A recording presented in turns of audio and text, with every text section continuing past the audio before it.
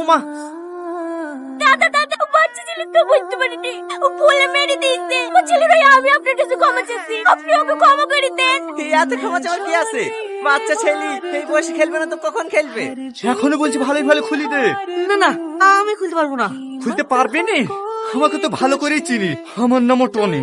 একদিন একদিন ছাড়া তো আমি পাবো।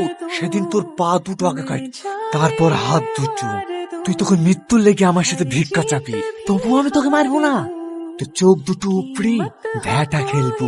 ছিড়। এখন আমার হার্ট অ্যাটাক করে দিত। তোমার মতো আর বলছিনি। থাকো, তুমি সুখী থাকো। যাই, আমি কি চাইটি খেয়ে আসি কি? মাল ভালো আছে না? হ্যাঁ হ্যাঁ ভালো। তাহলে ডিল ফাইনাল তো? হ্যাঁ হ্যাঁ ফাইনাল। দাদা, ওই দেখেন আসছে। আজকে প্রপোজ করলে অ্যাকসেপ্ট করে নেব। এলেন ধরেন। ফুল দে, আমি কি করবো? প্রপোজ করবেন না? ওসব বাচ্চা ছেলের কাজ। হ্যাঁ, দাদারা তো চা খেতে খুব ভালো লাগে, তাই আসলাম।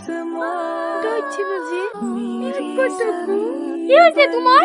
কি হবে? শরীর তো ঠিকই আছে। শরীরের কথা বলছিনি, আমাকে প্রপোজ করছো না কেন তাই বলো।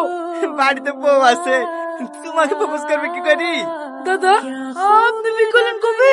আরে পাগলা, ওকে তাড়ানোর লেগে বলছি। আমাকে দাঁড়াতে লাগে মিথ্যে কথা বলার কি আছে?